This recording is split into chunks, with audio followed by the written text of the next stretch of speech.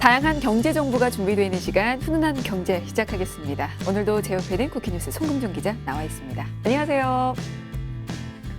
네, 안녕하세요. 쿠키뉴스 송금종입니다. 네, 오늘 알아볼 주제 바로 알려주시죠.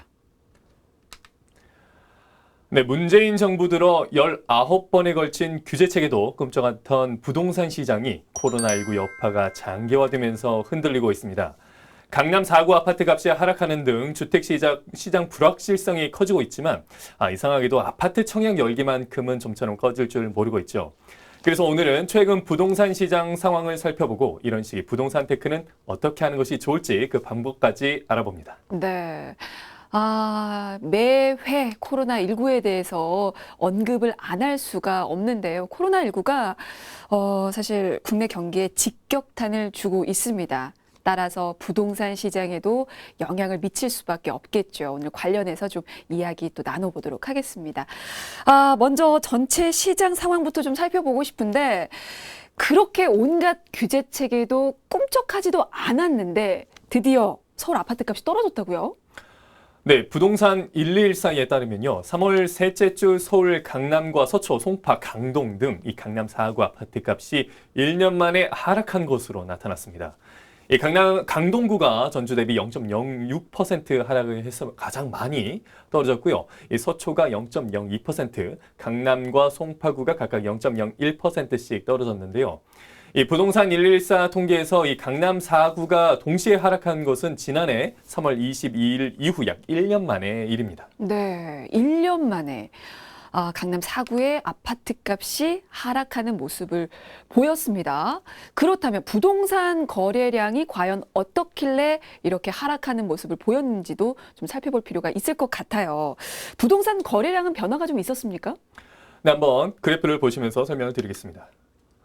네, 그래프를 보시면 현재 거래량이 급속도로 줄고 있는 것을 현재 보실 수가 있는데요. 네네. 이 서울 부동산 정보 광장에 따르면요, 이 3월 16일 기준으로 이 서울 부동산 거래량은 총 875건입니다. 이 지난해 같은 기간 2,277건에 비교를 해보면 절반에도 미치지 못하는 수치죠. 또 2월 6,767건과 비교하면 무려 약 8분의 1 수준으로 떨어졌습니다. 아니 그래프만 봐도 정말 거래량이 급격히 하락을 했다는 게 여실히 확인이 되는데요. 이유가 뭘까요? 아무래도 우리가 사회적 거리 두기를 실천하는 차원에서 밖을 나가지 않다 보니까 집 보러 가는 수요가 확 줄었기 때문일까요? 어떻습니까? 네, 이 통상 3월에서 5월은 봄 이사철이라고 하죠. 네. 그래서 분양 성수기에 꼽히지만 이 코로나19 감염 확산이 좀 장기화되면서 예년에 비해서 좀 주춤한 모습인데요. 이 매수나 매도가 급하지 않은 사람들은 아예 방문 자체를 현재 꺼리는 분위기라고 합니다. 네, 코로나19 여파가 여기까지도 퍼졌습니다. 사실 부동산 중개업소 방문까지 꺼리는 분들도 굉장히 많기 때문에 전체적인 분위기가 좋지만은 않을 것 같은데 그래서 실제로 폐업률도 증가하고 있다고 들었는데요. 네, 역시 그래프를 보시면요. 전국 공인중개사 협회에 따르면 이 2월 전국 부동산 중개업소는 개업이 1,890건, 폐업은 1,277건입니다. 또 휴업은 96건으로 집계가 됐는데요. 이 폐업은 전월보다 16건 소폭 늘어난 반면에 이 개업은 192건이 줄었습니다. 네. 또 이와 같은 움직임은 코로나19 확산이 본격화된 2월 말로 갈수록 심화됐습니다. 네. 코로나19가 영향을 미치지 않은 곳이 없는 것 같습니다. 이렇게 부동산 중개업에서 정말 안 좋은 영향을 좀 미치는 것 같아요. 네, 이 정부의 220 부동산 규제 대책과 중개업소 단속 강화 그리고 코로나19 확산으로 이 거래량과 매수세가 큰 폭으로 줄면서 이 중개업소의 영업 활동이 현재 위축된 탓으로 현재 보입니다. 네. 자, 이렇게 코로나19로 인해서 부동산 시장 전체적인 분위기가 좋지 않은 것으로 보이는데요. 이상하게도 청약 시장은 좀 상황이 다르다고 들었습니다. 어떻습니까? 네, 올 들어 이 대다수 건설사들이 코로나19 감염 확산을 좀 우려를 해서 이 실물 모델하우스조차 없이 이 신규 분양에 나섰지만 이 웬만한 분양 단지는 수십 대 1에서 많게는 수백 대 1의 경쟁률이 나올 만큼 이 청약자가 이제 대거 몰리고 있는 현재 추세인데요. 이에 대해서 이 전문가들은 이 규제 강화로 신규 공급은 줄고 이 분양가 통제로 분양 가격이 낮아지면서 이른바 로또 시세 차익에 대한 기대감이 높아진 상황이라고 현재 분석을 하고 있습니다. 네. 사실 청약 넣기 전에 실물 모델 하우스를 많이 방문들 하시는데 이제는 그곳에 방문하지 않고도 청약에 나서는 분들이 많다는 뜻인데요. 실제로 경쟁률이 얼마나 나오고 있을까요?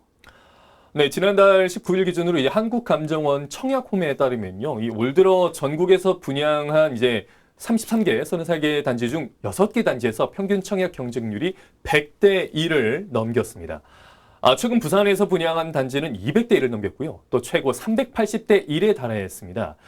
지난 2월 경기 수원에서 분양한 단지는 일반 분양 1,795가구 모집에 수원 역대 최다인 15만 6천여 명이 몰렸습니다. 네.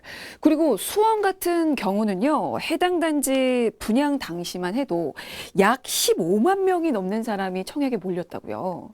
네, 그렇습니다. 이건 수원 역대 최대 규모인데요. 이 워낙 경쟁이 좀 치열하다 보니까 이 청약 가점 만점인 84점도 등장을 해서 이제 주목을 받았습니다. 그렇군요.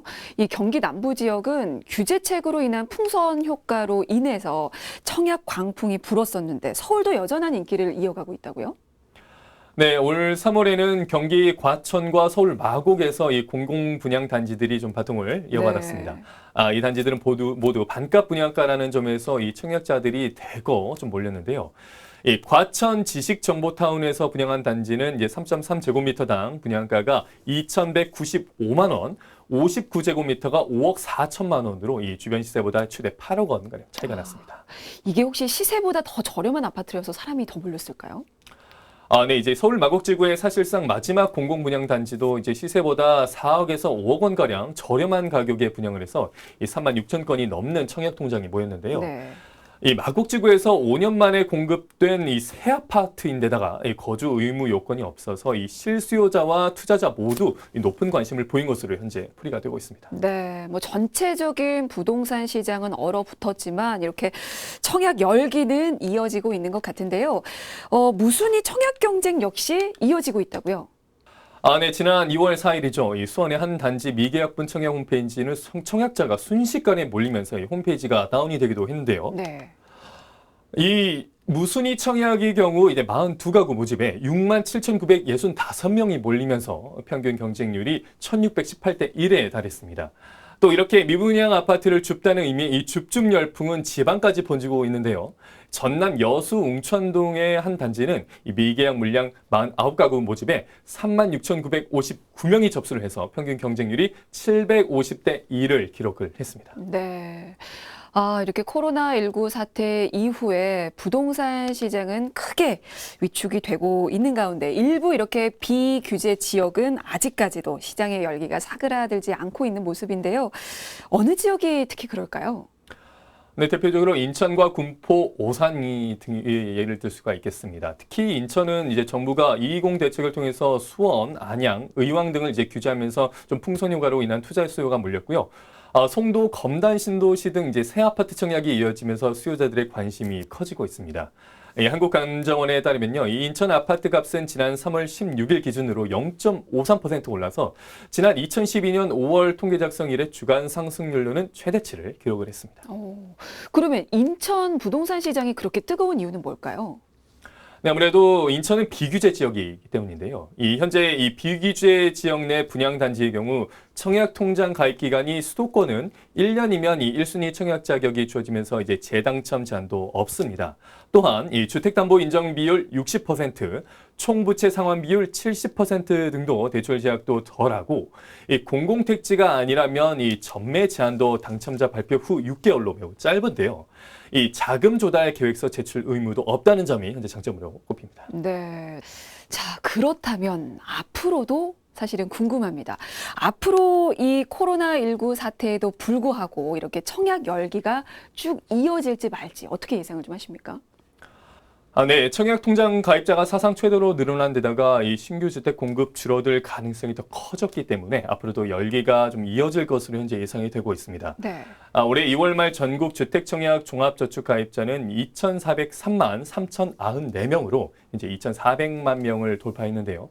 한 달 가입자 증가폭도 1년 이래 최대 수준으로 현재 늘어났습니다. 그렇군요. 만능 청약통장 가입자 수가 계속해서 늘고 있다고 하는데 그러면 얼마나 더 많아졌습니까? 네, 한번 그래프를 보시겠습니다.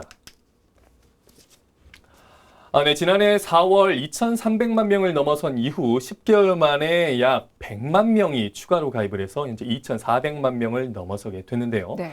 이 주택청약 종합저축과 청약저축, 청약예금, 청약부금을 모두 합한 전체 청약통장 가입자 수는 이제 2,576만 9,354명으로 2,600만 명을 현재 목전에 두고 있습니다. 그럼 이걸 지역별로 살펴보면 어떻습니까? 네, 경기 인천이 770만 2,793명으로 현재 가장 많았고요. 그리고 서울이 592만 9,308명으로 뒤를 이었습니다. 기타 지방이 이제 550만 9,907명, 5대 광역시는 489만 1,086명 이렇게 네, 나왔습니다. 그렇군요. 이유도 사실은 좀 궁금합니다. 왜 이렇게 전체적으로 부동산 시장이 위축되고 있는데도 불구하고 이렇게 청약통장 가입자 수는 꾸준히 늘고 있을까? 그 이유는 뭘까요? 네, 이 각종 부동산 규제와 코로나19 확산에 따른 경기 침체 여파로 이 기존 주택 시장은 불확실성이 커졌지만 새 아파트는 정부의 이 분양가 통제로 낡은 아파트보다 저렴하게 공급이 되고 이 비용 부담도 상대적으로 적어서 인기를 얻고 있다는 현재 분석이 나오고 있습니다. 네. 하지만 이 코로나19 사태가 언제까지 지속될지 아무도 모르는 상황입니다. 오히려 정말 장기화될 수도 있는 만큼 아무래도 집값 상승을 전제로 한 무리한 청약은 좀 위험하다고 볼 수도 있는 거 아닐까요? 네, 최근 이 코로나19 사태가 좀 장기화가 되고 있고 앞으로도 장담할 수가 없는 상황인 만큼 이 높은 분양가가 좀 부담이 돼서 이 청약을 포기하는 움직임이 현재 보이고 있습니다. 또 이 무조건 신축 아파트 가격이 상승할 것이라고 자신하는 것은 좀 위험하다고 볼 수가 있겠습니다. 네, 맞습니다. 부동산 시장 향방이 코로나19 추이에 따라서 결정될 가능성이 크죠. 그래서 비관론 혹은 낙관론 이렇게 두 가지 시나리오가 갈리는데 이에 대해서도 좀 짤막하게 살펴보고 가도록 하겠습니다. 먼저 코로나19가 장기화될 경우에 집값이 폭락할 가능성도 있을까요? 네, 좀 비관론으로 볼 수가 있겠는데요. 지난 2008년 글로벌 금융위기 이후에 겪은 이 부동산 폭락이 재현될 수 있다는 우려가 현재 나오고 있습니다. 실제로 강남구와 송파구 두 단지는 2008년 9월부터 12월까지 20%가량 하락한 경험이 있습니다. 네, 사실 코로나19가 국내 경제에 아주 큰 영향을 미치기 때문에 앞으로 매수 심리가 더 크게 위축될 가능성도 있는 거죠. 네, 그렇습니다. 또 과거 사스와 메르스 때도 이제 국내 경제 상황이 다르게 돌아가고 있다는 점도 현재 주목할 부분이겠는데요. 네. 지금까지 전염병으로 집값이 조정받은 일은 없었지만 이번에는 이 거시경제 전반에 영향을 미치고 있는 만큼 우려스러운 부분이 좀 많은 게 현재 사실입니다. 네. 그리고 사실 앞에서도 살펴봤듯이 전체적인 우리 국내 부동산 시장 분위기가 그렇게 썩 좋지만은 않습니다. 1년 만에 강남 4구 아파트 값도 지금 하락을 한 만큼 하반기는 어떨 것인가? 하반기에도 그와 같은 상황이 좀 이어질까? 어떻습니까? 어떻게 보십니까? 네. 심지어 이 코로나19 사태가 장기화되면 이제 낙폭은 더 클 수가 있겠습니다. 특히 강남권 재건축 시장과 마포, 용산, 성동 등 이 집값이 크게 올랐던 지역 위주로 크게 떨어질 것으로 현재 예상이 되고 있고요. 그 이후에 이 풍선 효과가 반영됐던 수도권과 지방으로도 번질 전망입니다. 네.